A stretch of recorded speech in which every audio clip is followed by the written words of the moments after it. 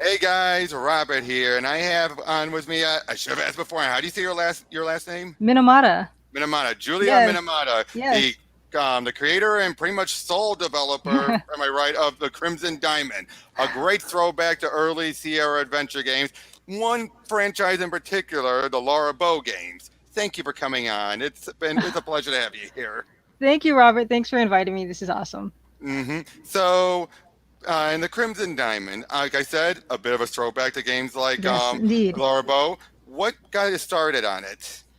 Well, it started as a pixel art project. I wasn't thinking of actually making a game, but when Hmm. I discovered the pencil tool in Photoshop, after using Photoshop for just years and years, realizing, oh my gosh, there's an actual pixel perfect brush that I didn't know about. And the first thing I thought about is, oh my gosh, I want to try to make art that looks like my favorite art, which was EGA, which was Sierra Games, in fact. And Yep. the Colonel's Bequest was just the one I clung to because it's got this beautiful setting, Oh beautiful yeah. lighting. It's so moody, and Hmm. it's the interior of a house. So you've got like little beds and dressers, and I love all of that stuff. And so I just Hmm. started making like little rooms here and there without making a game really. And the game kind of just grew from that because I started making more rooms and I wanted to connect them. So I started learning Adventure Game Studio to connect the rooms and Hmm. then the little character because I wanted her to walk around, and it just kind of organically kind of sprung up that way. Yep. And yeah, and then what? Now, what eventually led to how you figured out about the story about this diamond that a fisherman found and everything? Like, where did Yes. that come about? Well, I kind of with this game, I put in a lot of stuff that I just have general interest in already, interest in Hmm. hobbies, and one of my interests in hobbies is mineralogy, geology. Ah. I've collected rocks ever since I was a kid, Hmm. and just been always kind of interested in them. And when I was thinking about classical murder mysteries or mysteries in general, cozy mysteries, a lot of them have something to do with a star sapphire. I think there's a Hmm. Nancy Drew book that's about a star Oh yeah. sapphire.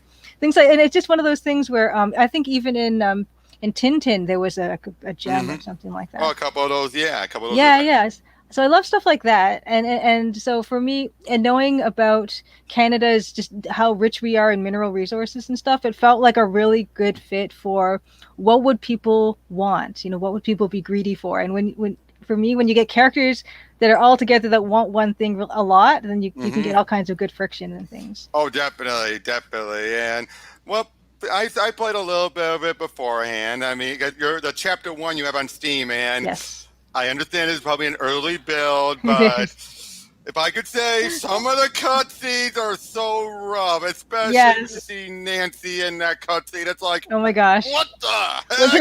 her big Yeah, button eyes that it's just like unblinking. it looks Yeah. like a zoomed in of the Roger Wilco sprite from the early Space Quest games, not the later ones, the early ones Yes. where he's like a very flat, like like. Okay. I have lots of reasons and excuses for why that's like that.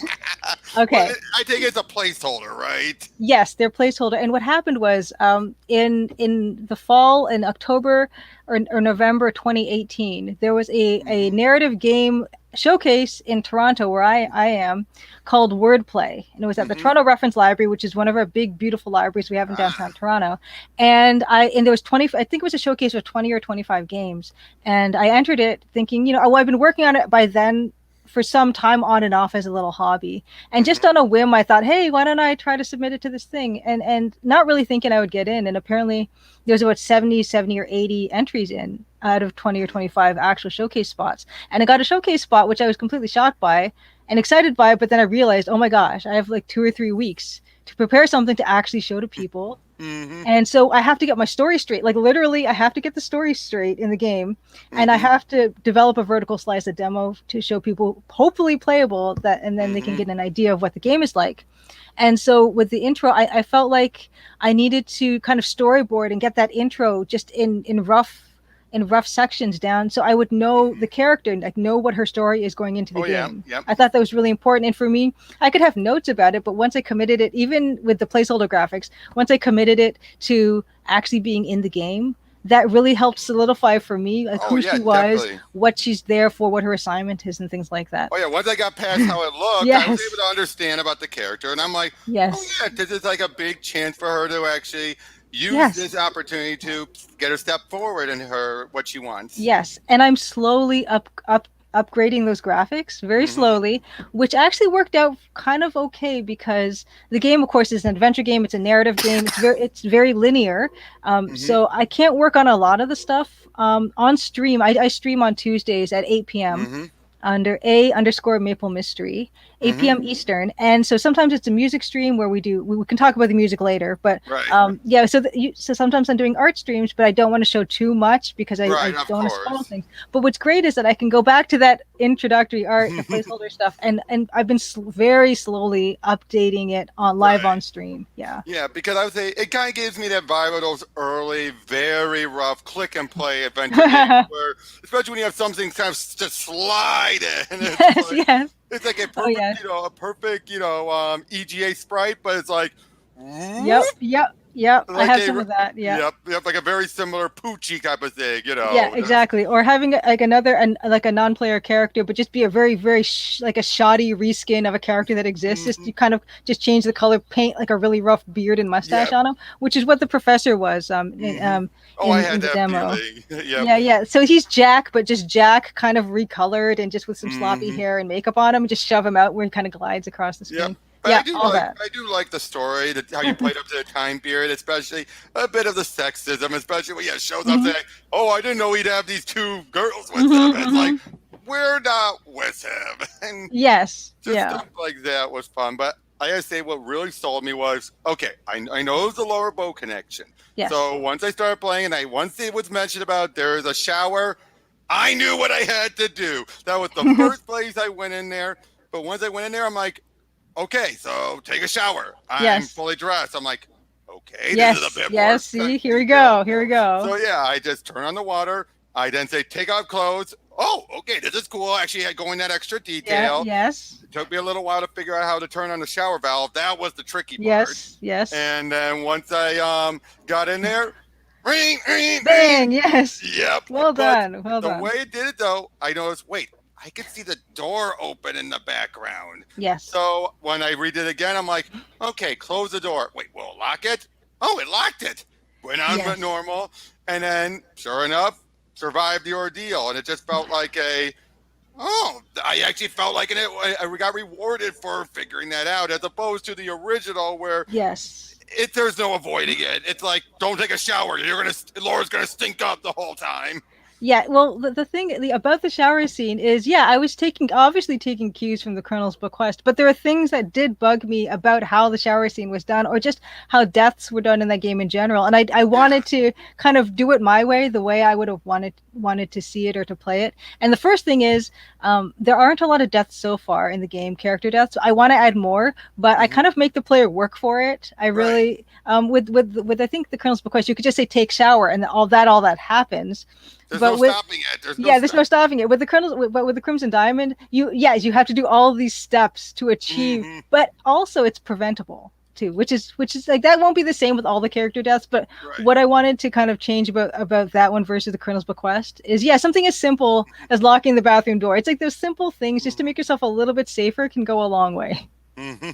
Exactly, and and now that's about as far as I've got it. Unfortunately, it was just a little quick play and everything, but I can already just imagine how much thought you put into it, especially the idea of there's a point and click for walking, but then a type phaser for everything else. Yeah. That I do like, because you don't get that much. You usually get one or the other. The only time I ever thought them doing actually, no, I can't think of one that did it that way. That's really well done, actually. You can use the arrow keys to control the character as well. There's that. Yeah, of course. Yeah, so if you want to do them like a traditional, but I'm just saying the point and click with a phaser option. And I do like your shortcuts as well. Oh, thank you. Because it's clever. It's like put in their initials instead. Yes. Much easier to remember than having to type out the full names. And like, I learned that when I talk to Kim, let's go first. Like, oh, Kimmy, okay. Yes. Yeah. It's like that one letter, but then I'm like, oh, the initials. Boom. Perfect. Yeah, I'm glad. I've heard people really respond positively to that. They did do that in some of the Sierra games, which was nice. But what I did is I kind of did it in response to a player. I hadn't been that way before, but with Parser, it's already kind of tricky and for people to type sometimes. And and it was just kind of it's like a minor accessibility thing where it was very easy for me to implement. I'm only one person, so I can't do Hmm. everything. Like, Right, of speech course. recognition or something like that would be cool. But like, it's a matter of my me just being one person in time and also know how. If it's Hmm. something fairly easy for me to implement, I'm more than happy to do it. And I was more than happy to implement the text parser shortcuts. And yeah, people just, I enjoy testing with it. It saves me time, it saves the players time. And I try to really work hard to make the parser accessible, not just with the shortcuts, but with synonyms and just making the parser really flexible. So people are not trying to guess the perfect magical phrase to do something. You can Is kind that of try why to do some use is things a not different way. used? Is that why use is not used? Because that's too vague of a term. The use Yes. cannot use. It's Yes, like, you cannot use. I feel I've kind of held true to that so far, and I'm hoping to carry it through all the way to the end. But I hmm feel pretty firm about not using use as a verb in the text parser game it's way too because vague. It's way it's too too vague. vague. It's too vague. We have just a cornucopia of beautiful Word. verbs at our disposal. So why don't Exactly. we celebrate Open, that? push, pull. I mean, Yeah, how many times did you see those in old LucasArts games? yeah, We had all those verbs, and you hardly used them. I mean, yes, did you ever yes. do anything like pull? How often did you use pull Or turn or on and turn turn off, that type off? of thing. Boy, Yeah. did they get rid of that one fast? Yes, they did. They got rid of that one after Zach, I think. After Zach Oh, McCracken. yeah, Yeah. I miss it though. I know I can see why it's an efficiency thing for Oh yeah. sure, but I do miss the specificity of using verbs. Oh yeah, You know. definitely, and that's the whole point of the text and the parser and everything is Yeah. that you can come now. Of course, some people went really out there, like some of those fan-made space quests, where if you go Mm. really out there, Oh, it's like nice. yeah, like I think it was the Lost chapter, I believe. You could actually, if you keep on trying to do fuck whatever, it's gonna eventually call you out on saying, Mm. "All right, wise guy," or it's something like that, where you could do something like that, and it's like eventually the narrator gets so ticked off at Oh you, my it's like goodness. it's something that I could be totally talking on my own ass, but I know somewhere in one of the, I think it was Lost chapter or one of them, you Mm. could do something completely out there, and the narrator will call you out on it and basically shame you for it. But it's like it's typical Space Quest. Right. Yeah. The tone is such a big deal. I think Hmm. with adventure games for sure because it's mostly based on writing, Hmm. and I try to be with my game. I try to be like kind of supportive and helpful as possible Which is with with good. I mean, with, because you don't with the always want to writing. push them away. That's what Yeah. sometimes they do. Those games do that where they get a little too nasty, and you're like, Yes. "Well, screw you," and then you never go Yeah. back to it. Exactly. I want to try to be hospitable and kind and things because I'm not. I do like snarky humor sometimes, but it can get Hmm. really tiring and Oh yeah, and it's especially hard to write yeah too without getting too yeah mean spirited. yeah. No, that's not really my style. So I kind of am away from that. But there's some Hmm. gentle humor here and there in the Crimson Diamond, but it's played pretty straight, I would say. Yep. Now I asked you this off, Hmm. before we started, but I'll ask you again: is that with Laura Bow? I mean, do you like how much of your Nancy is there with Laura? Like, they're not like two peas in a pod, but they're pretty close, right? They're pretty close because yeah, when I started the project, I wasn't planning on making a game. So when I made my sprite, I thought I'm just gonna make a sprite and not really think too much about it because I just wanted it for scale for the Mm-hmm. rooms, like to make the counters a certain height and the cupboards at a certain height, just to make everything Mm-hmm. consistent. So that's what she was there for. She was basically like a yardstick for the furniture, and that's how she started. So yeah, but what happened with it is I kind of looked at the Laura Bush sprite and I made her pretty different actually in scale and just her overall as different as you can make something that's so few pixels, but Mm-hmm. she visually does look pretty different. But what I wanted to kind of think about was I do want to make her original. And after developing the game further, I realized how well having a redheaded detective really does fit in the game Mm-hmm. because I'm thinking of, well, yeah, I mean, of course, Laura Bow probably also took certain cues, maybe from Nancy Drew, who's another Very well. redheaded, Yep. Yep. with that bob short, the haircut and things, and also the name of the game is the Crimson Diamond, and so maybe is Yep. Nancy the Crimson Diamond, and in Canada, our flag is red and white, and so her hair is kind Mm-hmm. of red. So there's, So many red in here. yeah, and of course, for me, so I've really like stepped into that red everything, with her Nancy's face and the all that stuff, and so I feel like it really did work out well in the end for me to have the character be that way. Although like when I developed Nancy's backstory, I decided she's a child born in Toronto but of Irish immigrants fleeing kind of Ah, the potato famine. So she doesn't really have Louisiana roots like Laura okay. So Bow if does. she were to be voiced, what kind of accent would you think she'd have? Full, like, She would not have an Irish accent because right, she was born and raised in Toronto. So she would probably sound like, yeah, just me or anybody really that's right. been in Toronto. I, Or I I had a guess, feeling, yeah, but yeah, yeah, yeah, but if yeah. she was to meet Laura, though, would those two get along, or would it be a case of where it's like we're too much alike? It kind of reminds me of I think there was a Seinfeld episode where Jerry Seinfeld is dating Janine Garofalo, and they're just exactly the same person, except that they're one's female, one's male, and they got along really well. But I think eventually they started to get on each other's nerves because they were just Right. that similar. So maybe it would be something like that, Oh where yeah. maybe they would not get along because they're just way too similar.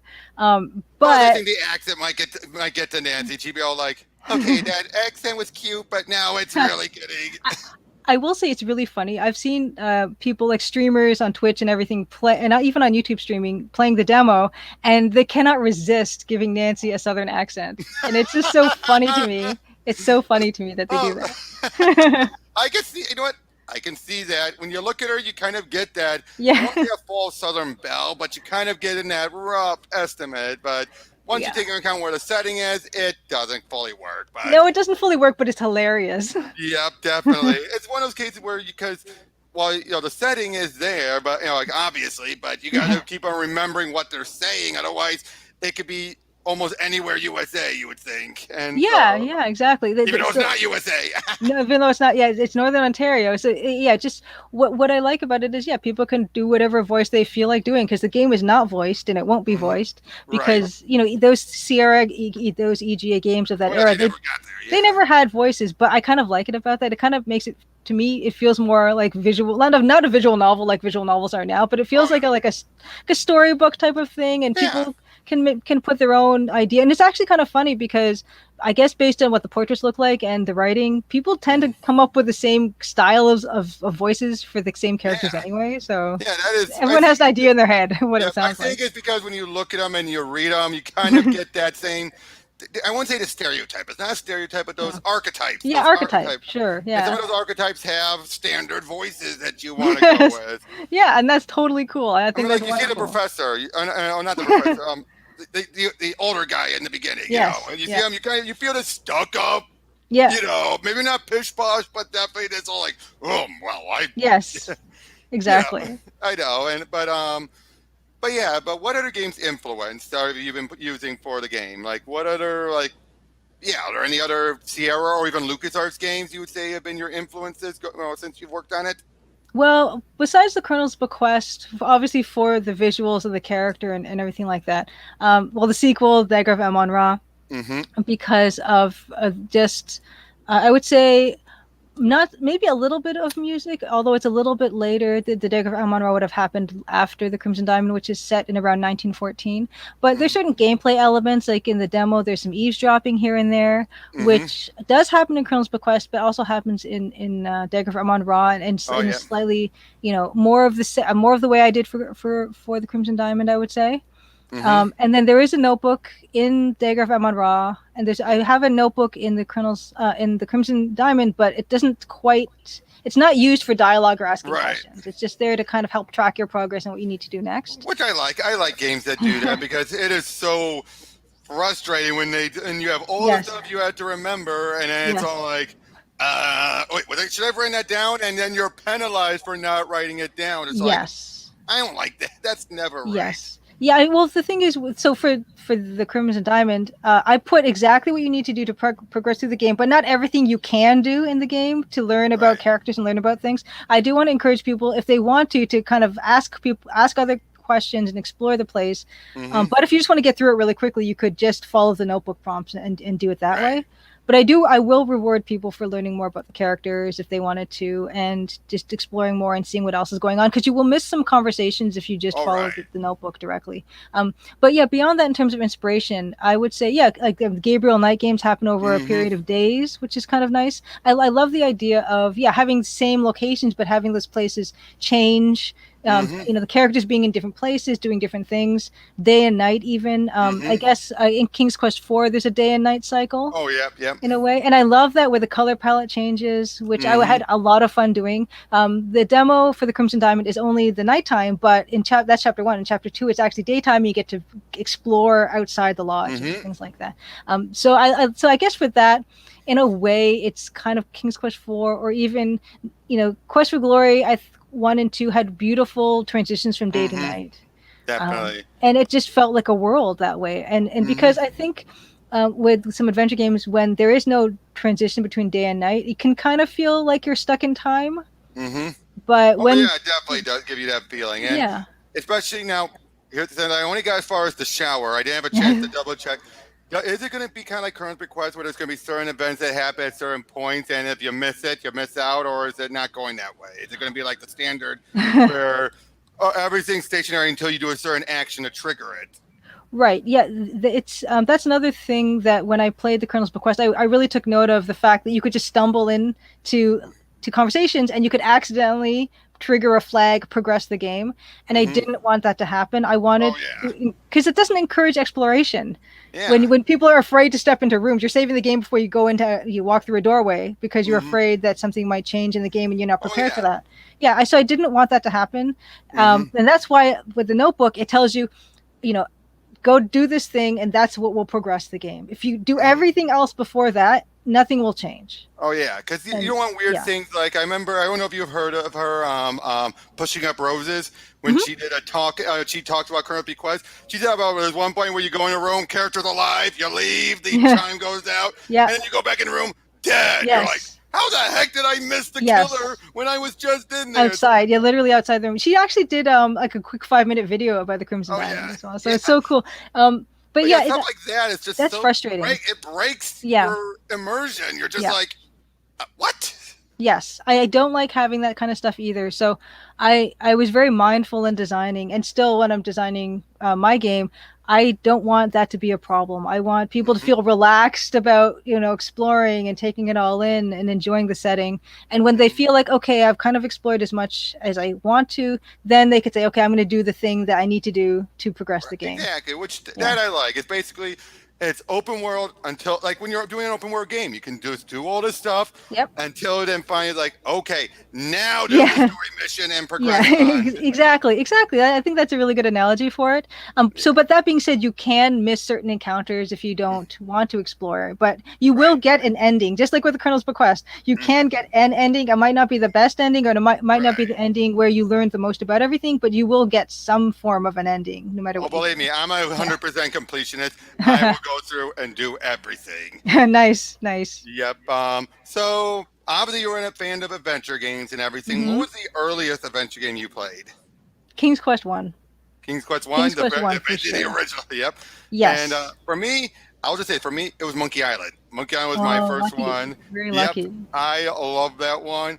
Yep. And it kind of, but the one downside, it set me on the notion of not dying. And so Oh whenever I got to the ones where I no. would die, Oh, you were spoiled. it, oh yeah, I was spoiled. So unfortunately, that's part of the reason why I never did Zach McCracken. Meaning Mansion, hmm you're much better, but Zach, good Mm, God, did that go overboard? Was the yes. no-win scenario, the Oh, walking, you're basically a dead man yeah, walking Dead Man Walking. Yeah. endings where you're just like, oh, I screwed up. I didn't realize I screwed Yes. up. I Yeah. hate So, that. so me being 6 years old, or 5 or 6 years old, playing King's Quest 1 and falling off a bridge and being eaten by Oh, crocodiles, I I did learned that. very quickly that the That was world the is an first thing I extremely did too dangerous when I place. played Yes. it. I Yeah. just walked. I'm like, okay, good. Yeah. I'm like, Yeah. wait, they don't Oh, have a barrier there. yes. You You've just suddenly grown up a lot in that 1 second. This is the world is. I need to be now you're careful. paranoid every time you're Yeah. near a ledge. You're just like, Well, I think there are legions of Sierra fans that are paranoid about staircases with no oh railings. god, You oh. know. King Quest 4, King Quest 4. But Because that's a good lesson to learn when you're a kid. Be careful on yep. stairs. Oh yeah, and then what happened when you got to the good palace? Rails. Yes. Oh, Yes. you just like you have rails. You're not falling off. Good Yep. God, because the last thing you want is you finally beat the game and then Yes. ah! well, you don't really expect Lola to be OSHA compliant necessarily. Hmm. So yeah, for sure she would not have rails. Exactly. That type of thing. I mean, yeah, Sierra games are kind of unforgiving in that way. Some people found it charming. When I was a kid, I was terrified. Now I can go back and appreciate it Oh being, yeah. being a grown up and not feeling quite as vulnerable and unsure of myself. Just Exactly. overall. But yeah, it's just it's another thing. Yeah, like you can't. There are no stairs to fall down Hmm. in the Crimson Diamond yet. I don't think I'm going to do that. I don't think I'm going to do that. Are There you are gonna do? things you Are you can gonna do fall an off armor? of. Are you gonna do an armor that will slice you if you oil the runs? Yes. Oh, they are. Oh, that'll happen. No, no, that won't happen. But you can fall into the river. But you have to. You'll be warned first. Oh, But you one of those can things. do Like, it. Yeah. yep. Oh no, I better stay away from this fast-moving body of water. So Now, do you it is plan on it's a doing moral lesson. achievements? Do you plan on doing achievements on Steam? Because that's a good achievement is to get for every death you get, and, Yes. to trigger it. Like, okay, just imagine an achievement for the psycho killing. It would Yeah. be Mama said lock the door or something like that. Something like that. Yep, Something like, like yeah. Half the fun is naming them. Yeah, I was speaking to Francisco about implementing oh, Steam achievements. Francisco, good to see yep, the he's lol here. in the Funny you law. say that. Yeah, yeah. I was speak of the devil. I was speaking to Francisco about how do you get Steam achievements into Adventure Game Studio games, and Hmm. yeah, we're gonna hash that out when I'm at some state of completion with the game, Hmm. and it's gonna be fun. I think to make some Yeah, for but I sure. think that would be a good Absolutely. one to make a joke of, like Mother always said lock the door. Like, playing a joke off, of with I Psycho. I believe that adventure games, can be have lessons in them, such as Yeah, yeah, be careful on stairs, be careful around fast-moving bodies of water, don't yeah. drink too Oh, much at Lord, it once. was the dagger of Amon Ra. Look both ways before you cross the street. Yes. Oh my gosh, absolutely. These things Yeah, are like life skills. Lock the door when you go to the bathroom. especially when you're not in your own home. Yes, yes. When You're there's not in about 8 other people and there's 3 bathrooms, yeah, you better lock the and door. and especially when there's a killer on the loose. I mean, that's what always Yes. made it funny is it happens before the killing starts, and you're just like, why did they kill you? Who knows? Who cares? They You killed don't you because know. you ended up being the first target instead of whoever. Yes. Yes. Yeah, I enjoy that randomness. And I've had people really work for that death. And like you said, you worked for the death too, so you earned it. Yep, You I truly, earned it, and truly then it earned it. allowed me to figure out how to prevent it. And because Yes. yeah, just the little thing of the door being sealed, I'm like, there's she's showing me the door. That's Yes. important. Yes, exactly. Yeah, I Because love that you picked that up. Yeah. yeah, but so now you told me off screen, off before we started off the air that there's going to be about 7 chapters. You're up to 4 so far, but Hmm. as you also said, it's probably going to be the longest part is getting those last ones done. How Ugh. long would you say are each chapter roughly? Um, in terms of gameplay, I would say probably about an hour or so. I Hmm. guess a good metric would be how long it would take you to do the demo in terms of your Hmm. how thorough you are, and if Yep. asking every character but every other character, opening all the drawers, Hmm. all that stuff, depending on that. But if you're kind of getting through it at a fairly average pace, and people tend to ask me, especially streamers want to know, and I'll say about an hour, hour and a half, Hmm. and that tends to work out for most people, I would say. Right. And so I suppose I would estimate the full game to be about like 7 to 10 hours, based Oh yeah, depending. that's Yeah, a good length for yeah, an adventure game because that's the thing about people forget about adventure games. Something they can be really long, but a lot of them are really short, especially once you yeah. know everything. I mean, good God, whenever I've been going back through and doing the Monkey Island games, I remember I used to think there was a lot of backtracking in Monkey Island 2, Mm, and there is, but compared to other games, it's nothing.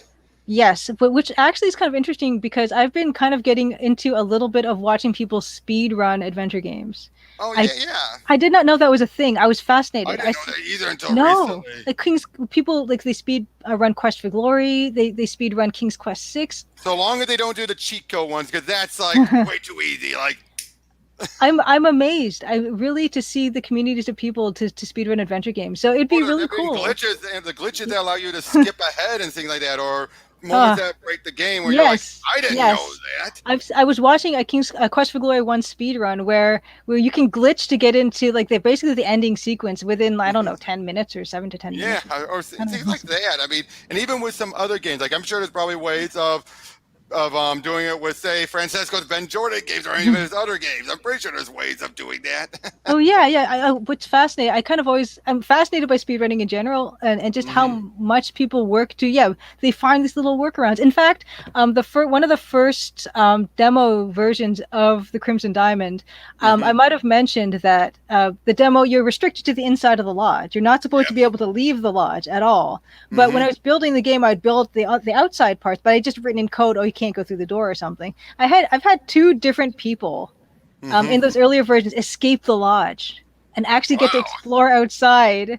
This was before I smartened up and just deleted the outside rooms completely, so you can't visit them. The game will just crash. Right. But before I realized I should do that, I had people wandering around outside having a ball, and I thought, I love that. I love they Oh yeah, literally and they it's just the beat little me. things. Yeah. The fact that the fact that people are now making little YouTube videos that mock speedrunners. Like I've heard, like it's a legit speed run, but Yes. they're all jokes. Like the legit speed run for Mario.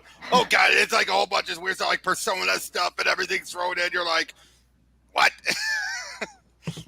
But just playing up on the idea of a speed run. But yeah, doing it with adventure games. I Yeah. guess some people are really just wanting their. It's like I want to do something that no one's done. Let's speed Yeah, it's run an so adventure cool. game. It is so And cool to see. Oh my now goodness. you're And missing the playing those story classics, though. yeah. Now you're Yeah, missing the well, story.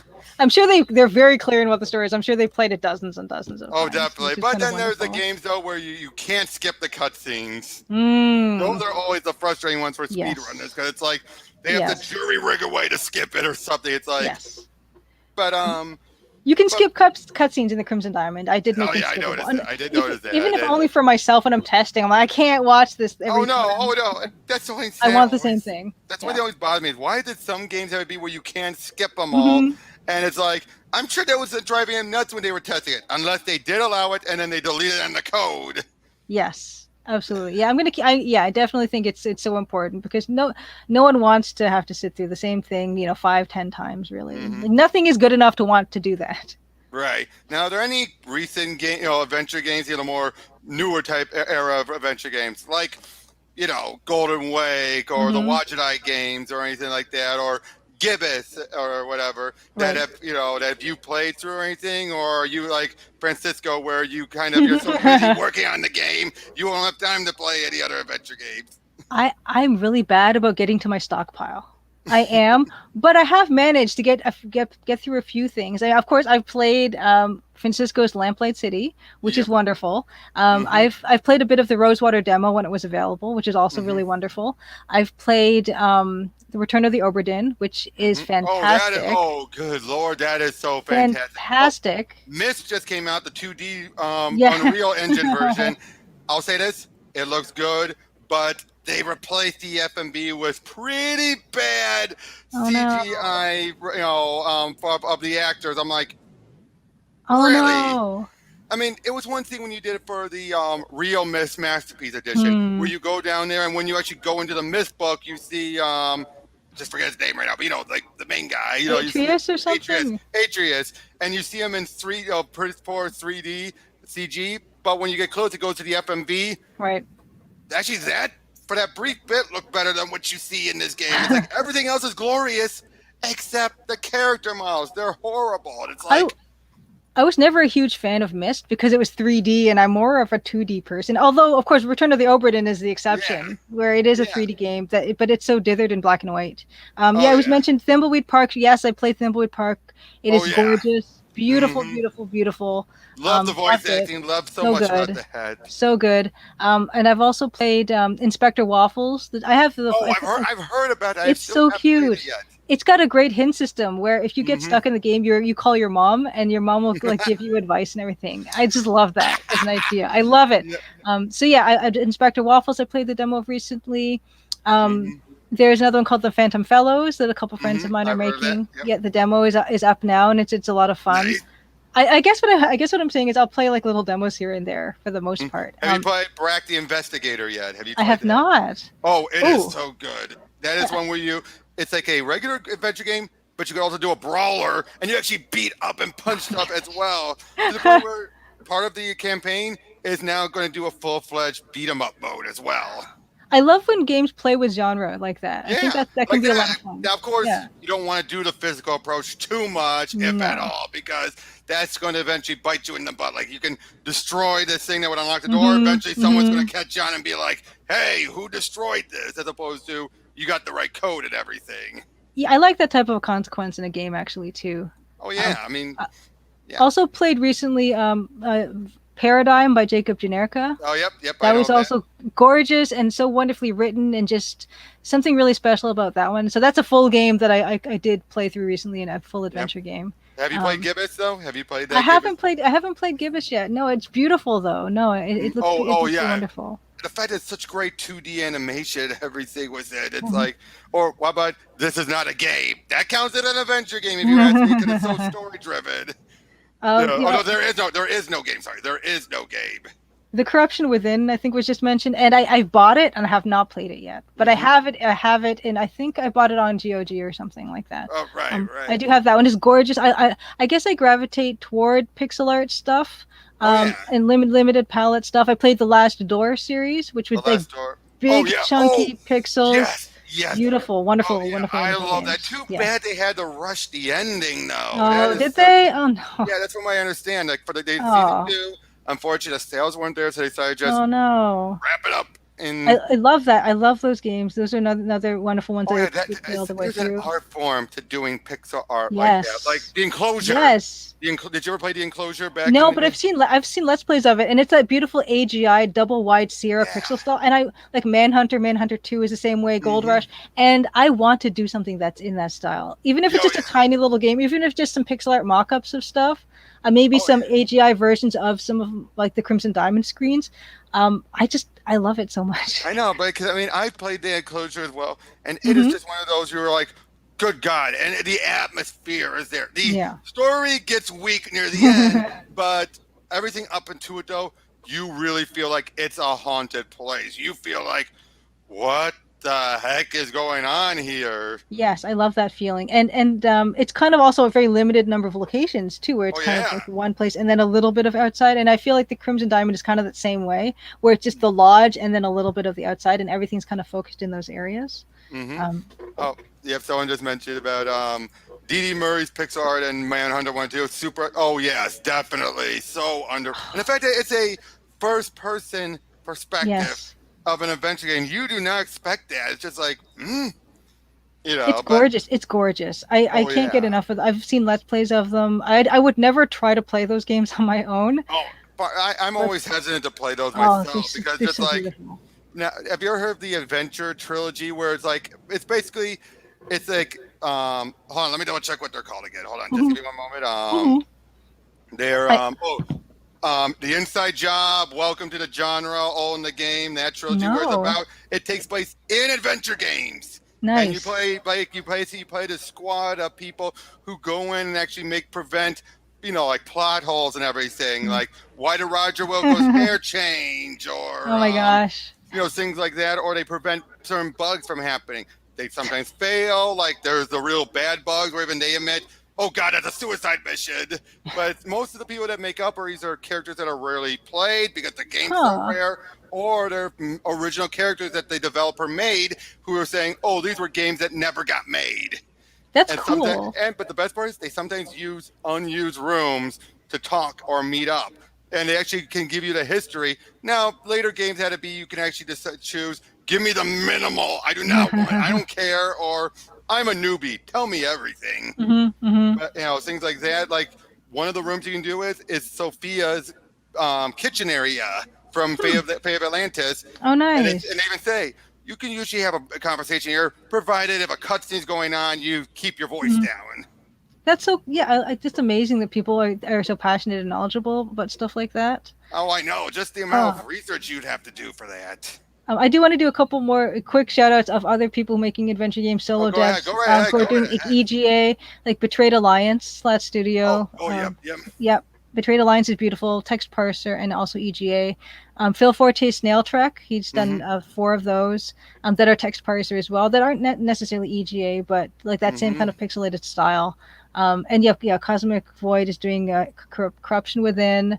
I just Mm-hmm. today I bought on Itch.io. I bought the Telwinium.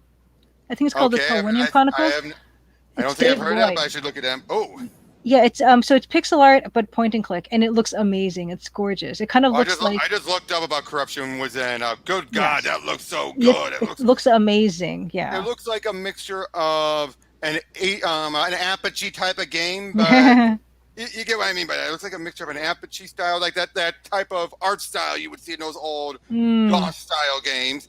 But yeah, it was a bit of that first person perspective type of thing. Which, Yep. if I could be openly honest, I'm not always the biggest fan of the first person perspective. Me You either. really have to get me into it for it. But I'm always a third person and all that. I mean, Third the one person. first person I'll do is a shooter. First person shooter. Oh, I'm good. First person adventure just doesn't feel right. It feels too much like Myst, or it feels just like those bare minimum, type of hidden pictures or hidden puzzle type of games where you're like, it just feels like there's not much story to it. You know what I'm saying? It's like a bare minimum, like an escape the room. Yes, yeah, like those old Flash Escape the Room games. Which some were good. Some were good. I really did enjoy that. And there are some adventure games that do have a bit of that format. There's one I really liked by William McDonald. It was called Prelude something or other. And it kind of had sort of an old NES, the NES adventure game. I think I know that. That sounds familiar. Prelude. Yeah. I can't remember exactly what it was called, but it was a first person, which I tend not to like either. But I think if it's done well with a lot of atmosphere, it can really work. Oh, definitely. But I am definitely more of a fan of third person. But that's what I get excited about. I get excited about either like old looking kind of interfaces or pixel art, low res pixel art, or pixel art that is kind of limited palette and things like that. Oh yeah. Now of course there's so an art form for the anime stuff like your Curse of Monkey Islands or Gibbous and all that, where there's high def, very high def, where you're in an interactive cartoon.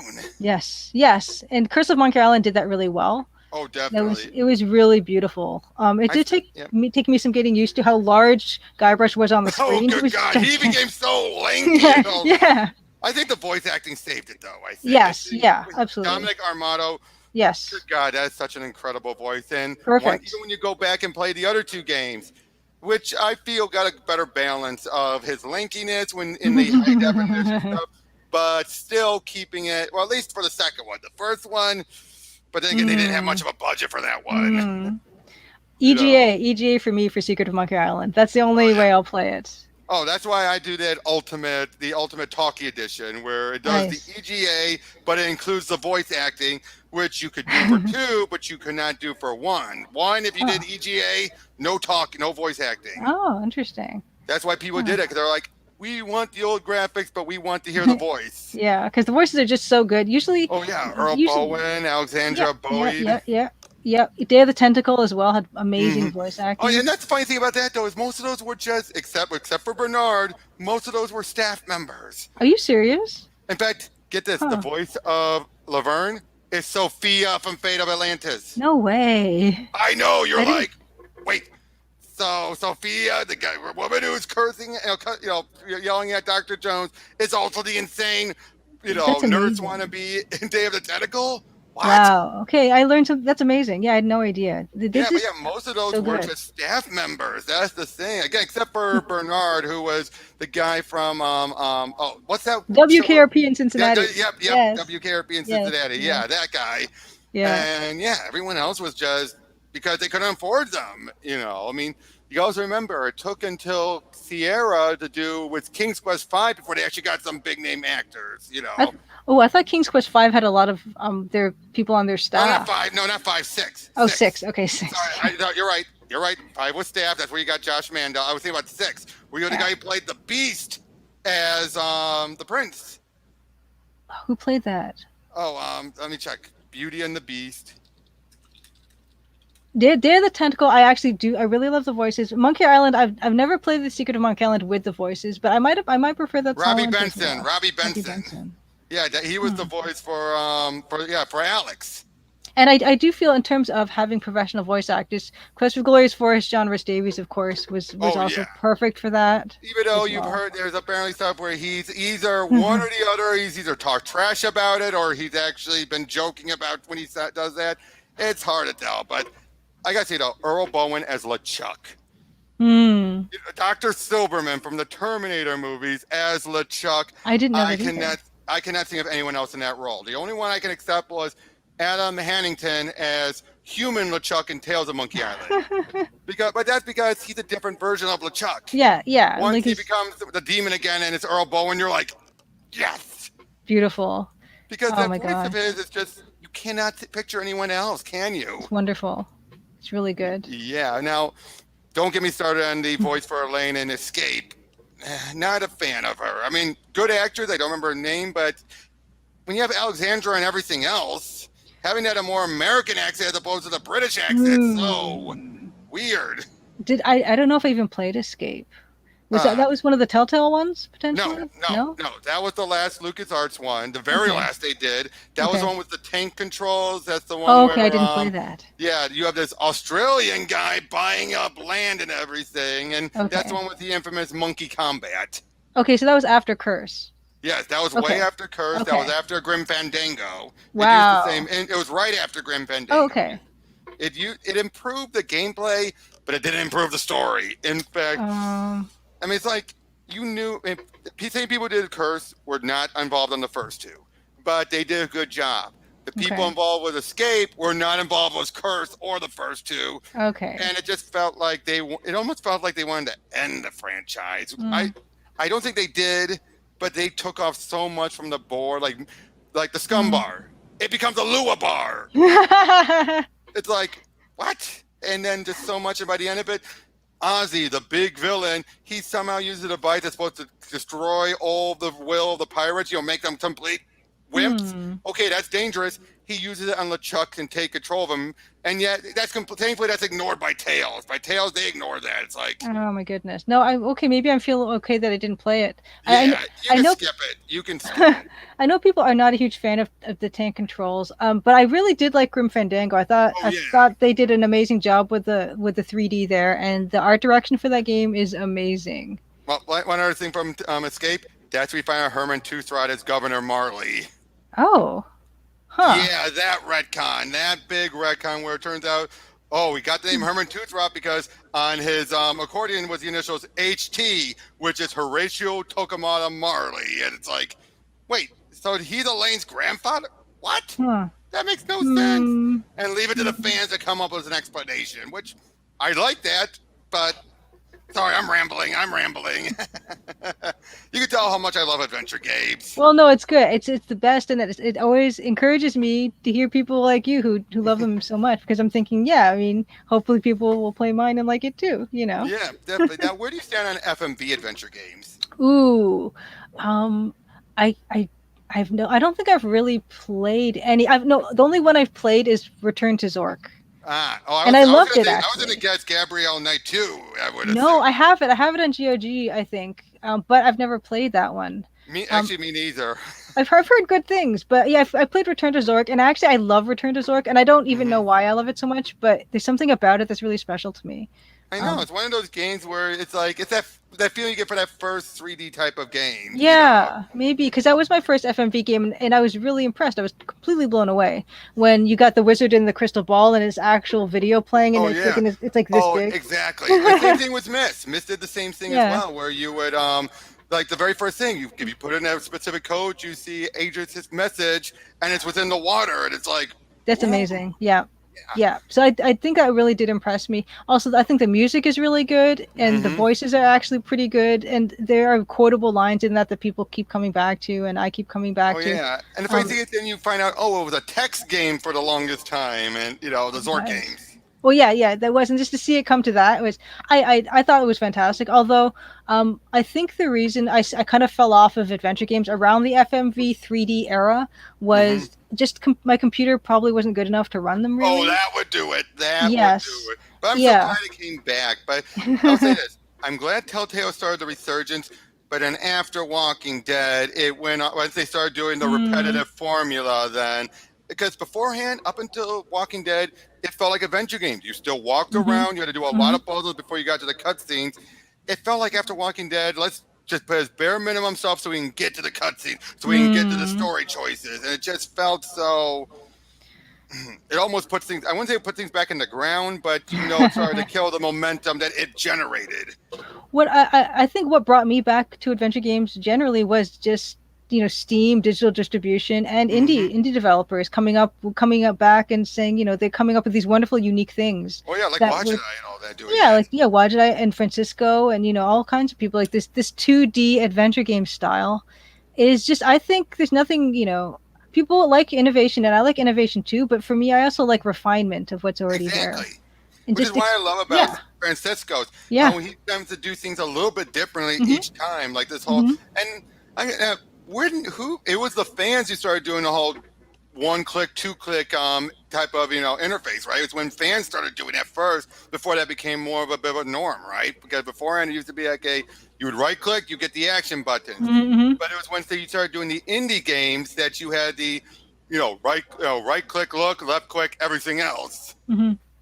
Am I right, or could I be misremembering Well, that? I think they had some of that. Well, I mean, some old adventure games had right click to look, left click to walk. Yeah, but I'm saying the left click to do pretty much everything else. I don't know if that would have been an indie thing or just a way to make it more friendly across platforms, different platforms. Especially mobile. Yeah, exactly. I mean, that's another thing about text adventure games with text parser games. That's not really the best idea to go into if you're looking into releasing something on Switch or releasing something on console or anything. It's just not going to really work. That's why I like some of those VGA remakes, fan remakes, like King's Quest 1, 2, and 3, or Space Quest 2, and stuff like that, where these people put this love and attention in it, but also makes it easier if you want to play them. You don't have to. Yeah, I definitely respect and appreciate that a lot too, because I know, text parser game. There's an art, yes. It's not the easiest thing to make. It's not the easiest thing to play. Yep. Yahtzee said that was Trilby's notes. Yes, which I loved. That was my favorite. Yeah, but of that whole and everyone loves it, but it's the one even he said, like, never again. I'm never going to do that again. Yes. Yeah, and I can see why now working on one myself, but I don't know. There's something that's magical about it to me. That's not, it's not the most practical thing, in terms, it's not the most financially smart thing, I don't think either. But, and I know even for localization, it's not that good. I mean, there's so many reasons. Oh, no, the localization, good God, just imagine that trying to. Because you're just thinking about your one language and everything, and then you have to start thinking about like, okay, I'm gonna have to redesign the puzzle for other languages. Yeah, I don't even know how my game will not be localized. I can I promise. I mean, that's not a thing to promise. That's good, but I promise. It probably takes a fan to offer, right? To do it. Like, I do it. But yeah, it's one of those things. So yeah, when I'm making this, I didn't start off making a text parser adventure game.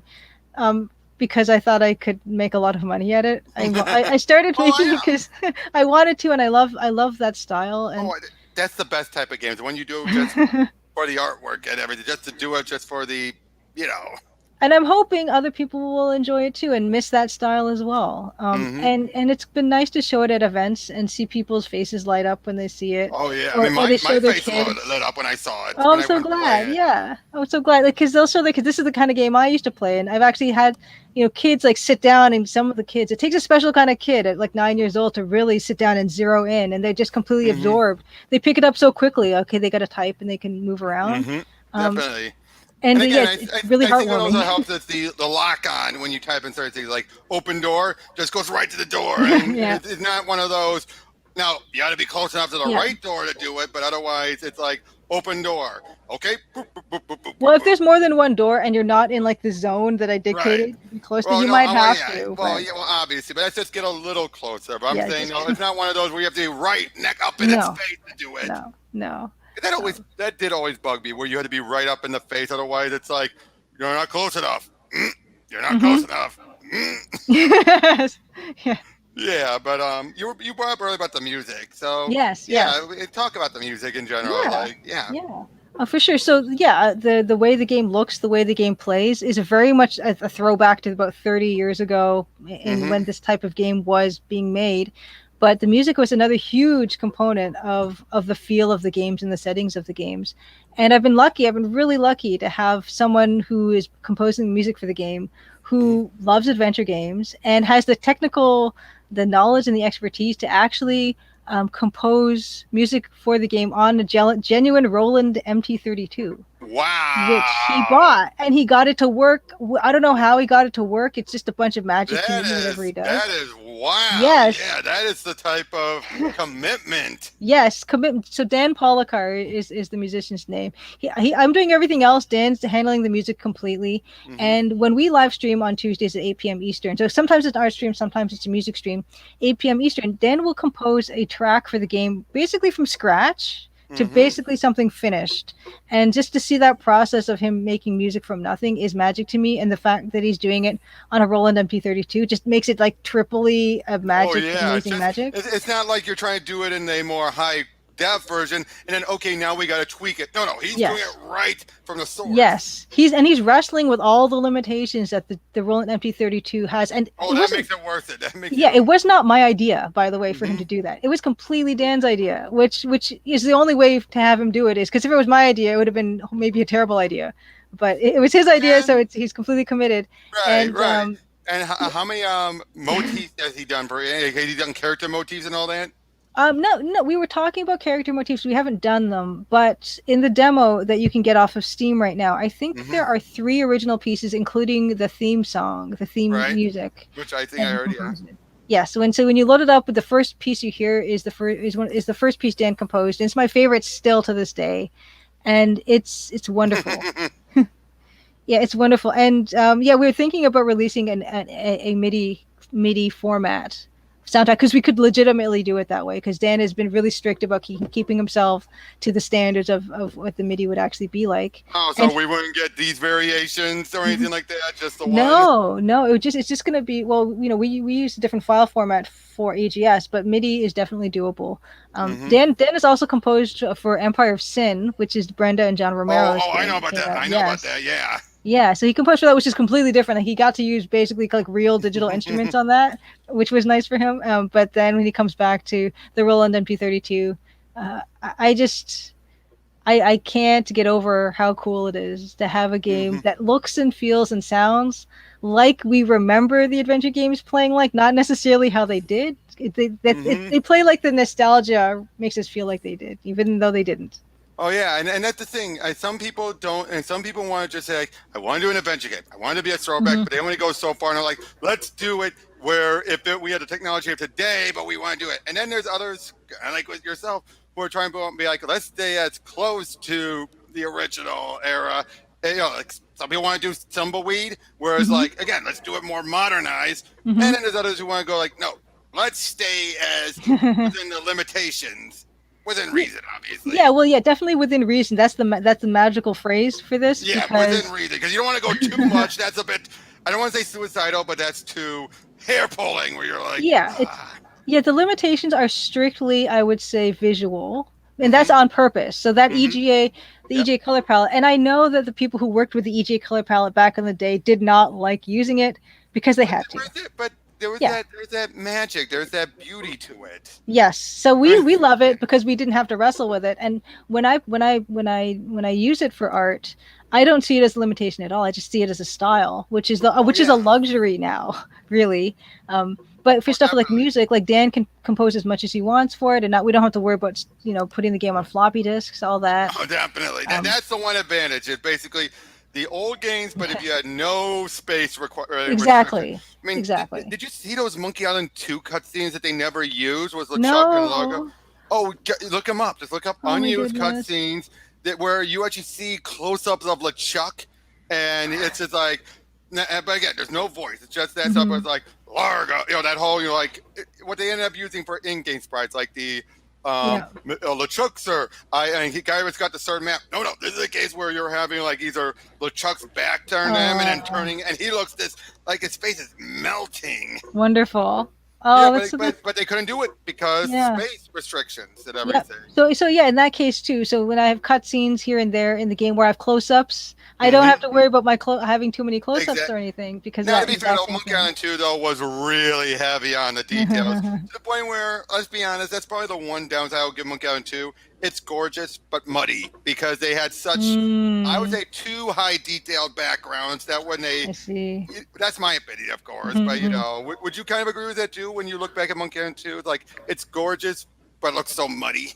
Well, that's the thing I think with VGA games or Super VGA games, that's a real risk with them, that they can look muddy unless you really know what you're doing, or have Yep, like you can get to a higher resolution eventually. exactly. And with EGA, that was not a problem that we really had to Yep. contend with. Everything looked super sharp, and the Hmm. sprites meshed with the backgrounds perfectly. And you didn't. Oh It yeah. wasn't that Warner Brothers cartoon thing where you can tell what's a sprite and what's the background Oh because no. of the different resolutions and stuff.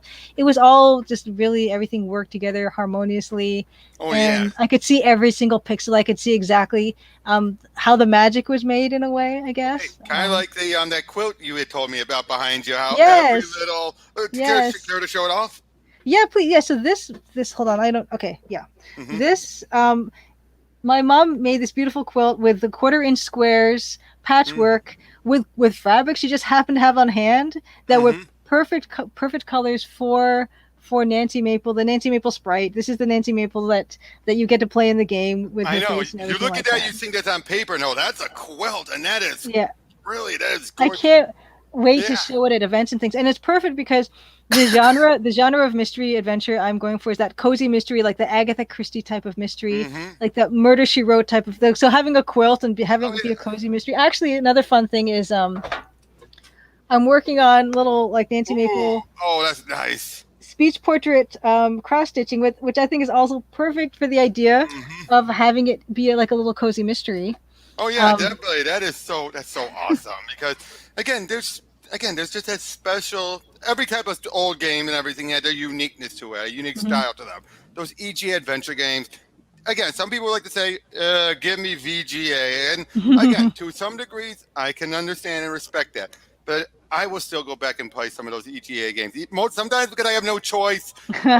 Like was Laura Bow, but other times it's like, no, I want to do it because there's still a style to it. There's still an art form to it. Yeah.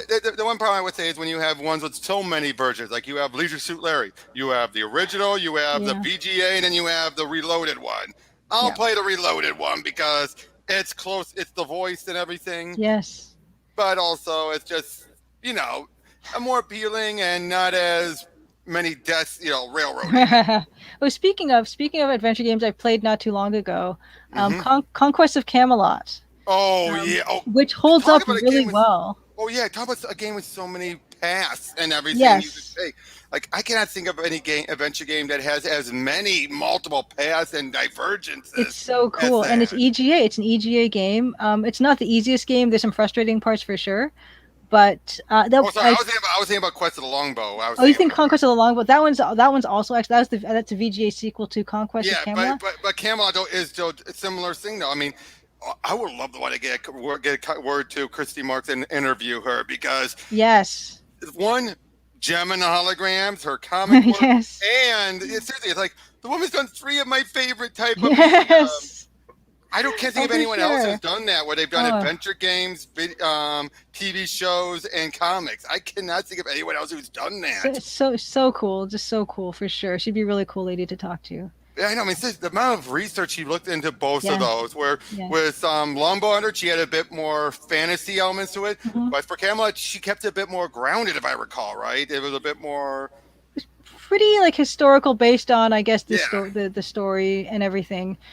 But it was beautiful EGA. Oh The yeah. first time I played it was maybe a couple of years ago, and it held up really well. It was not Oh too hard to yeah. play actually. And that's the other thing about these adventure games. Most of them hold up if you put in the Hmm. effort anyway. Yes, yeah, a lot of them do hold up. And yeah, but in terms of younger people enjoying EGA games, that's the Hmm. thing is when I showed it at events, this is not something I was expecting at all. Hmm. Yeah, actually having kids kind of like come to my table and kind of gravitate toward it with this color palette is so weird, but it's so bright and eye catching as well, Oh which is really yeah. good.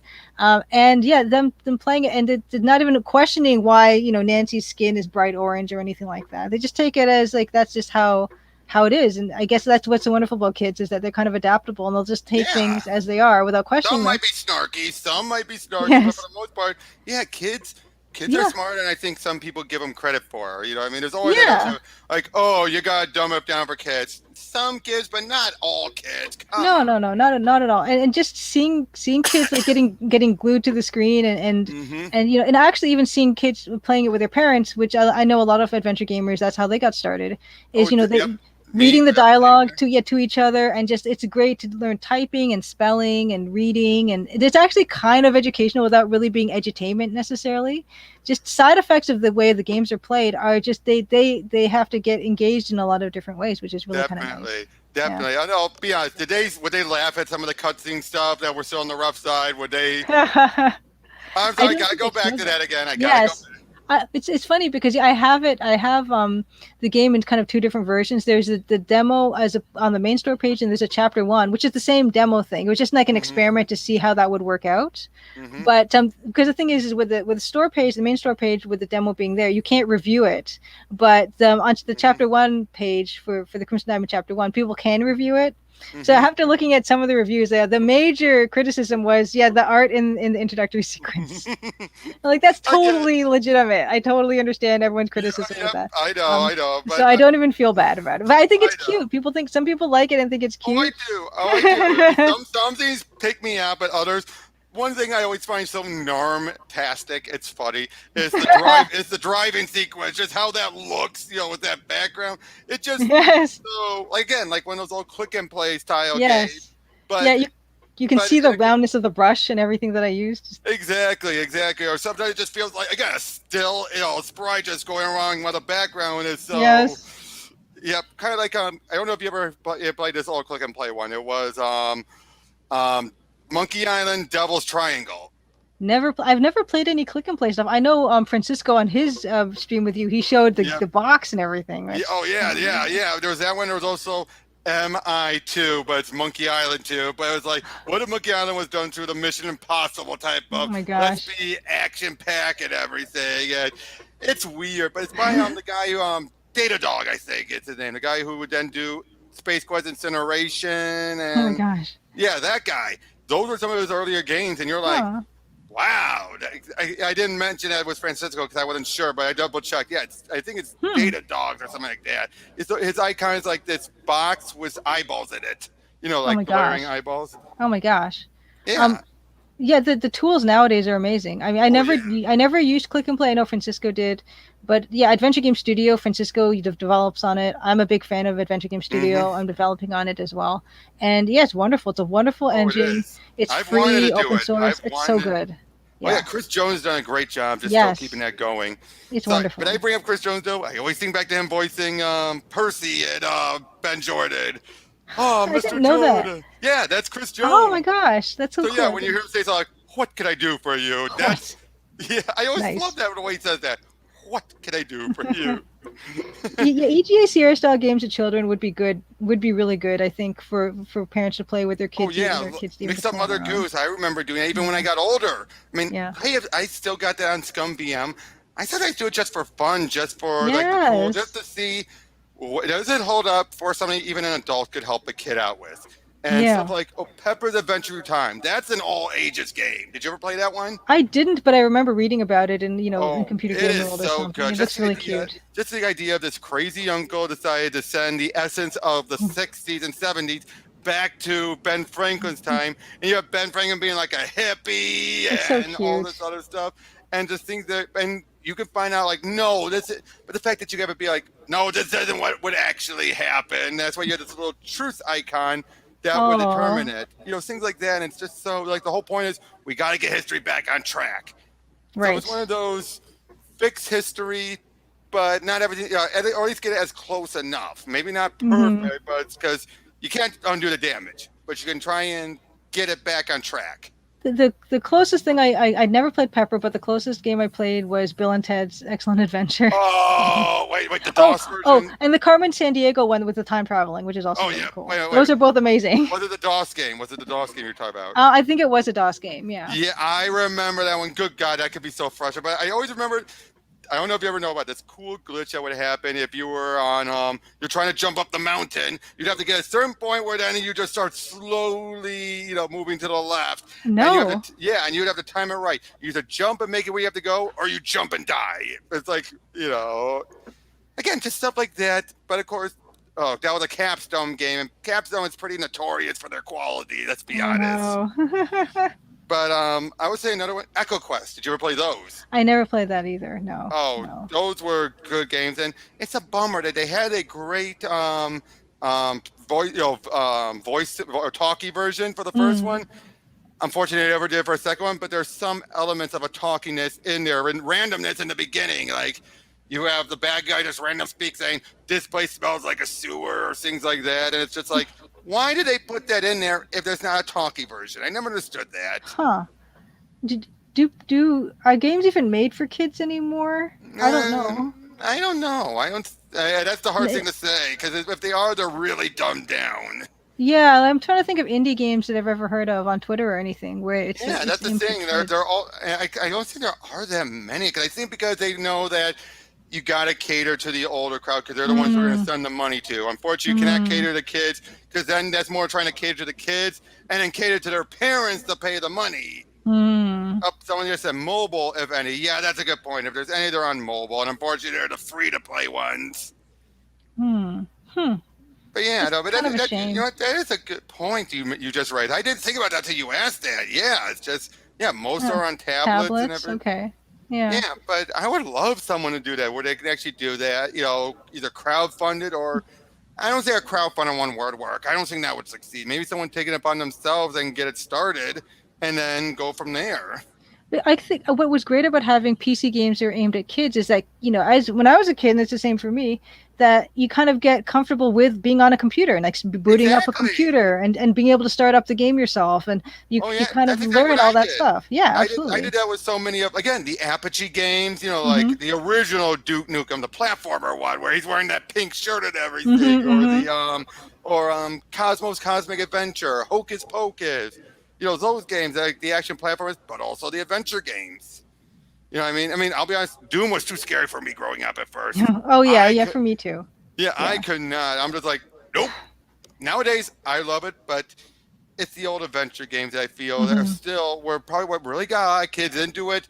Then, unfortunately, Doom and the others came in and just took over. And maybe that's why parents would be reluctant to get stuff for their kids, because it was less like EcoQuest and Pepper's Adventures Through Time. It was more like Doom and Quake, and they thought, I don't want to get this for my kids. Oh, yeah, and unfortunately, that's what some people think about games these days, is that, it's either that or something so mindless that, like Fortnite and all that stuff that kids can play, and then they have Cursing Up a Storm anyway. Yeah, and when I was a kid, what appealed to me was adventure games. That idea of being in a world and exploring a world, and that pacing of an adventure game versus an action game was what appealed to me the most. Yep, and even if you had death sequences, it would still be like, yeah, am I scared yet? But other times you'd be like, I'm going to learn from that. Yeah. And not all kids are the same, and not all kids want the fast, action game. I certainly wasn't one of those kids. But yeah, like getting on a computer, getting familiar with it, then you can also like do word processing, and you can, the paint programs and things, and overall just getting comfortable with that idea of what being on a computer is like. One class, we had a Commodore, and we had what's TCB? Oh, that's the Colonel's Bequest. Oh, the Colonel's Bequest. I didn't think about that. Like, we never figured out how to get it working. Oh, that's unfortunate. Oh, wait, Commodore. You didn't have the Colonel's Bequest on Commodore, did you, Francisco? Boy, I wonder how that would have gone. But there's another comment about having Apple II or Apple computers in class when we were kids, and I did. And there was a game called Word Munchers that I was the absolute best at. Word Munchers. I was the number muncher guy. Yeah, the Word Muncher one, I buzzed through it. Beautiful game. You have Mass Blaster. There's so many of these old games that you could have on your computer where they allowed these adventure games.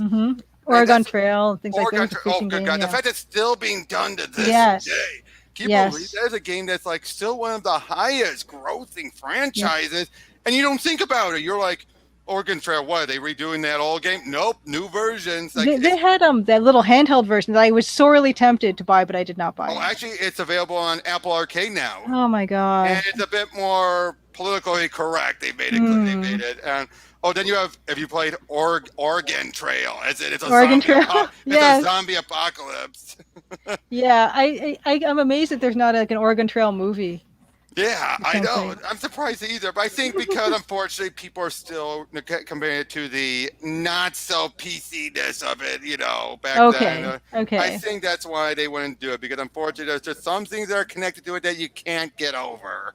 I Okay. mean, it takes because whenever they do that type of stuff, you have people complain saying it's not like the original, but Right. you don't want to be like the original because unfortunately that offends some That's people, true. which That's true. understandably so. I mean, Oh, yeah, let's see. Amiga, Francisco says, for Colonel's Book. Amiga was a beautiful system that I didn't oh know yeah. anything about when I was a kid, but I know that Me the neither. colors on it was All I had amazing was an music. Apple first, then a DOS, then a DOS, and everything. That's what I had. I had a Commodore VIC-20 first, but we didn't really have adventure games on it, which is more like arcade games. And then we had like a Tandy 1000, and my dad brought home a 30-pound suitcase sized like portable computer that he could do kind of accounting work on. Oh yeah, And yeah, and then we kind of went up to 086 or 286, 386, 486, kind of went up and up yep. eventually. Well, was my dad. My dad was a computer engineer, so he would always bring these in. Oh, So he would always bring in the latest. Like we had that Mac for a long while, but eventually hmm once we got a DOS, and he would make sure he would get games to entertain both himself and yeah, me of and course. everything. Yeah, yeah. And a lot of those were the adventure games. I would always play them. I was always love them. hmm And of course, I always made sure like the style of pirate and everything, the copyright stuff. Yes, Oh, gee, yes. sometimes those drove me nuts.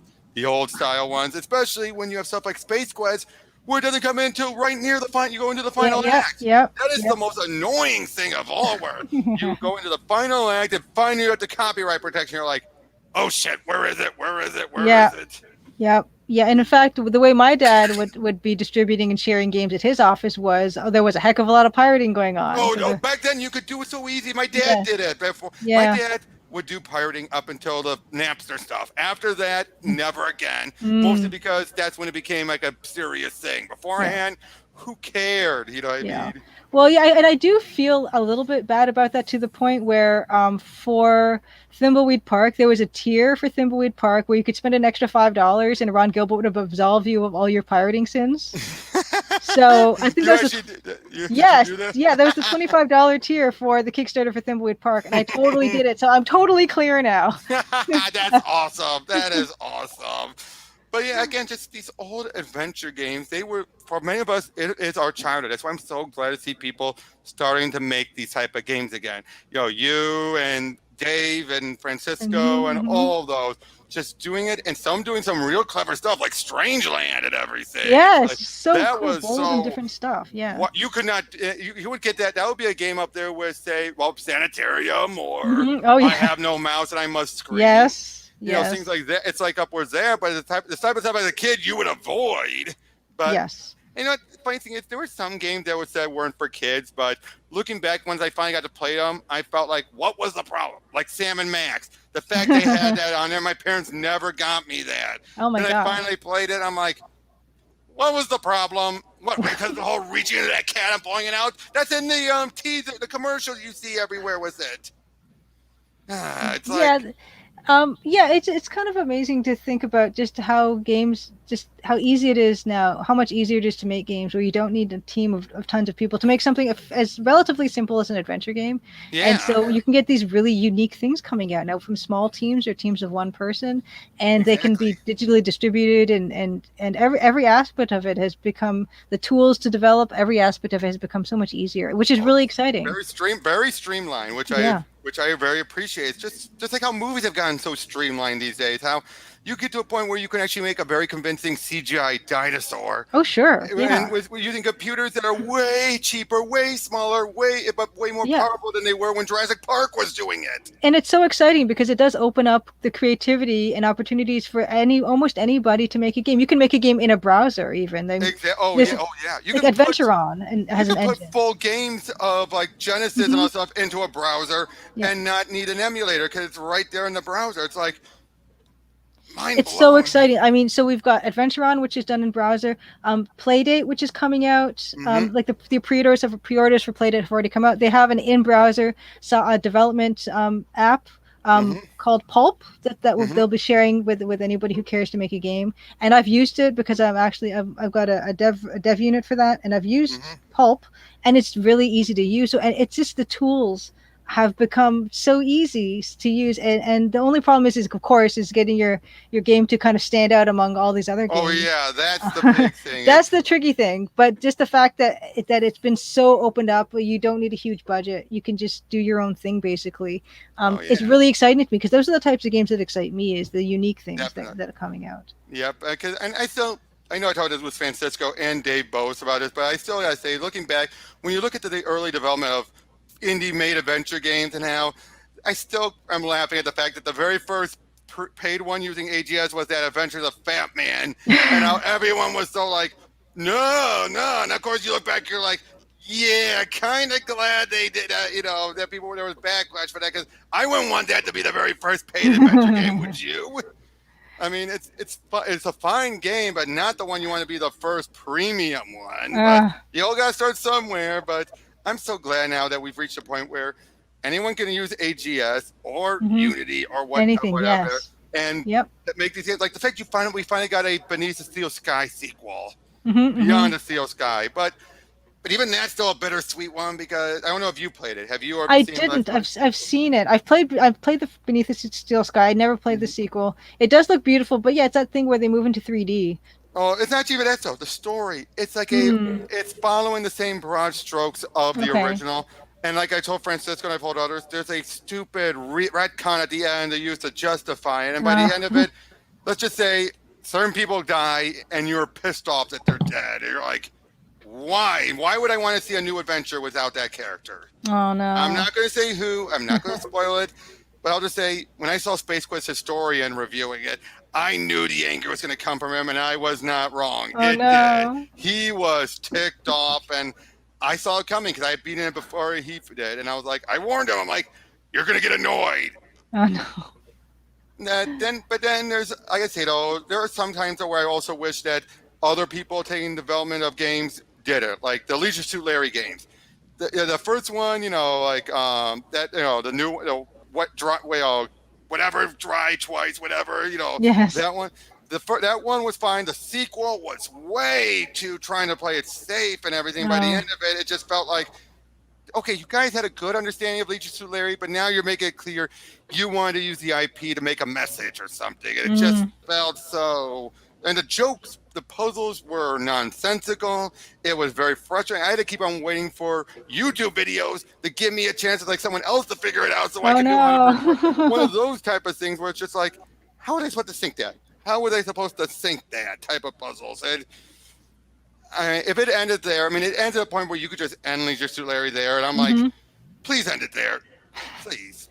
Well, yeah, that's the thing, and that's another really positive aspect of indie creators making their own thing is that it Oh doesn't come yeah, with all the baggage of you have this exactly. character that's been around for 30 years, and there's certain expectations and there's certain characteristics that people want there to be preserved. Oh yeah, like with But Larry, yeah. you want now. You don't want to go too far, but you Hmm. want him to be that lovable guy who thinks he's a big sex magnet. Yep. He's really not, but he's Yep. still a lovable dork who, for some reason, women eventually want to bang him. That's the Uh, thing. So they might regret it, but they'll want to do it. people, I admire when developers are up to the challenge to try to extend a series like that, but at the same time there is a lot of pressure Oh, and a there lot of is. expectation. And so I certainly, I mean, people sometimes ask me, oh, well, you're making a game that's kind of like Laura Bow and stuff, and I would never try to make a Laura Bow game, right? Mm-hmm. Because there are expectations that come with that, and if Oh, people exactly. they There's know the very character and yeah. everything. Yeah, and I wouldn't want to because it kind of restricts me in a way. Oh yeah, that's the thing. Doing a person who's in the same ballpark as Yeah. oh, and that's perfectly fine. But so long as you keep it Hmm. within like this is not Laura Bow. Yeah. This is Nancy. She is her own character. I could do similar things to Laura, but Hmm. I'm doing my own thing because there are some things that Nancy probably would do that Laura wouldn't do, Exactly. either because of her character, because of the situation, Hmm. whatever, what have you. Yeah, You know it's what I mean? Yeah. exciting that there's not this long history where there are fans of these and they're fans for a reason because those are beloved games, like Yeah. Move Suit Larry and all those other ones. And yeah, I mean, people will get upset if things don't turn out how they wanted or expected or think that the character deserves. Oh, And but then you got to think about to new people who don't know about it, or who are unfortunately, in the case of someone like Larry, assuming things about the character. yeah. Like, I'm pretty sure that's one thing that the developers kept in mind. They probably knew there was going to be some people who are not going to care about the nuances. They're going to look at the Hmm. surface and be like, "Oh, this guy's a perv. This guy's a this and that." Hmm. It's like, we got him. But as I said, the first one was fine to a point. Mm, Second one felt like they decided to cater to those people, yeah. and it just felt like, but they decided that would be, let's have Larry be a nice guy and fill all the other guys to be these world's horrible, despicable people. Uh, And you're like, but you have to dump on the other guys just to make Larry right. look better by comparison. And Right. I'm not going to rant any further on that, but I'm more saying that out of love for the character and the world. Of course, there are some Leisure Shoot Larry games with certain jokes that you could never do the game, like Yeah. that one particular love interest. I'm not going to say much further, but nowadays it's so offensive it hurts.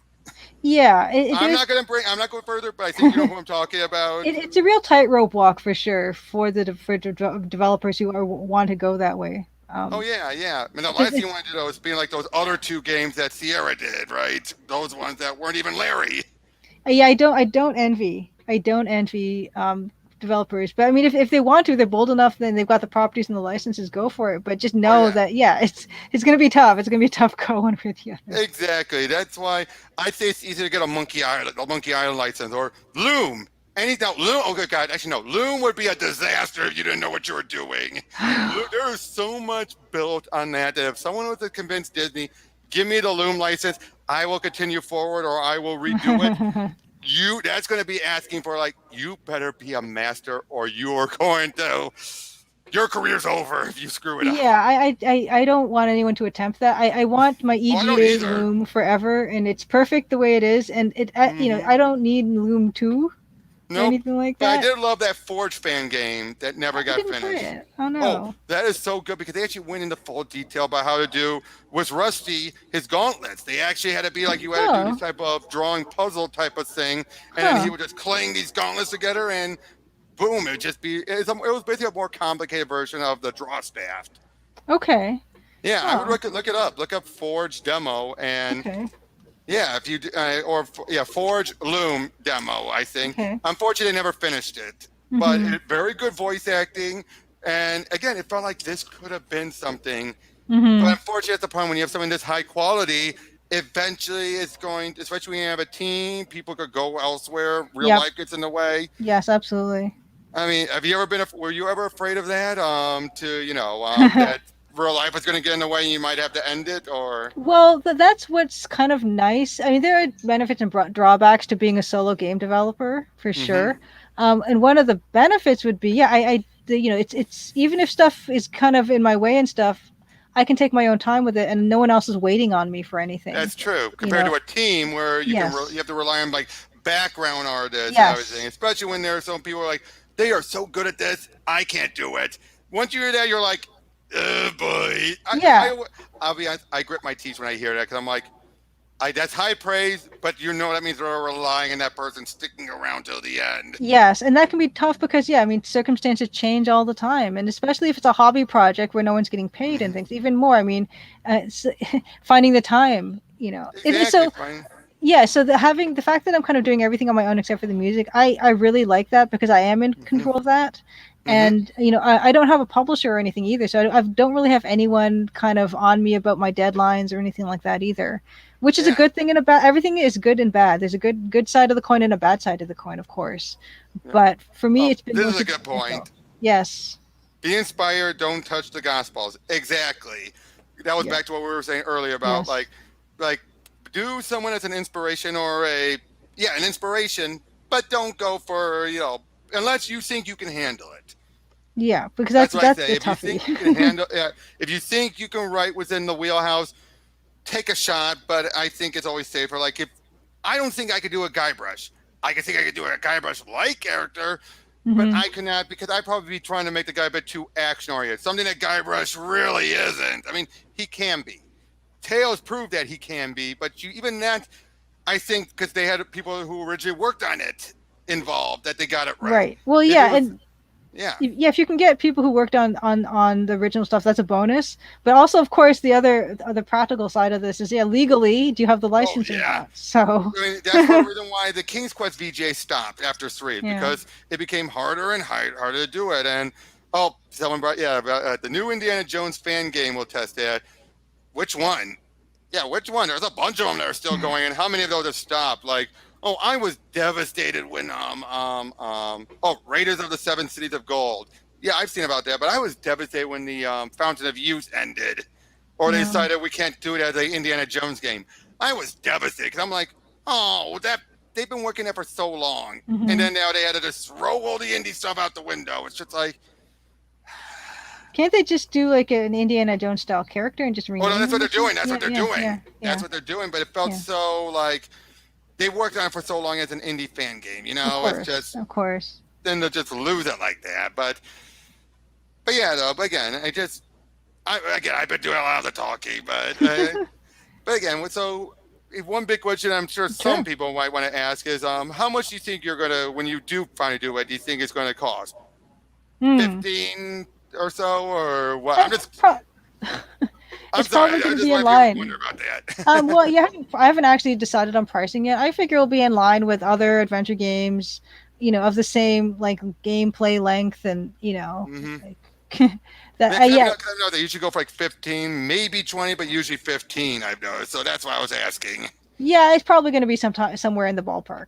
Yeah, I would say so. All Yeah, right, yeah, yeah. but yeah. So get the rate you're going though about how much, how long do you think before you think you even come close to completing the story portion? Like not fine tuning. I'm not asking for release. I'm Okay, asking okay. story completion. I see. Okay, well, I would have to say, probably like early next year, I would probably have it story complete. But then, of course, there's all that other stuff that we're not All right, talking about, which is like the bugs and the the bugs and testing everything.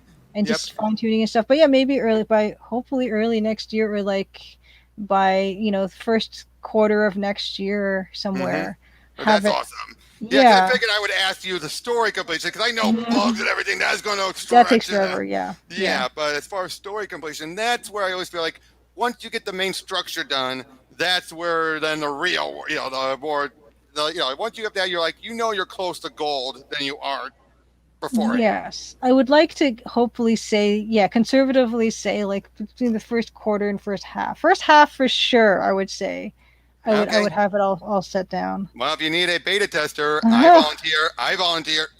I might take you up on that after all. All So right. we'll see. So yeah, it is about to get a bit late, but we got on pretty good legs of time. Thank you so much for doing this. And thank you, Robert, so much. This is wonderful. Yep, and hey, maybe when you get to that point, maybe I can have you back on again, and we could talk a bit more about the game. Totally. But I do plan on doing a stream of the demo, so everyone can see those graphics and everything. Tell me when, because I want to be there. Okay, I will let you know when because Yes. I am that tempted to do it. I'm going to play a bit further myself first before I do it. That way, I'm not totally fumbling around, and then after that, then I will do the stream. So maybe not this weekend, probably next weekend. Okay, so yeah, totally. Just let me know the time and everything. We'll try to. Hopefully, I can show up to because I love to see people test it live, and I will give free hints or whatever you need. Ask. All right, no problem. So yeah, yes. So definitely not this weekend because we're too close to that. But Yes, probably next weekend. Okay, we'll see if we can make it work out. Yep. So I thank you everyone for being here again. Yes. Thank you, Julia, for coming, and we'll catch you all later.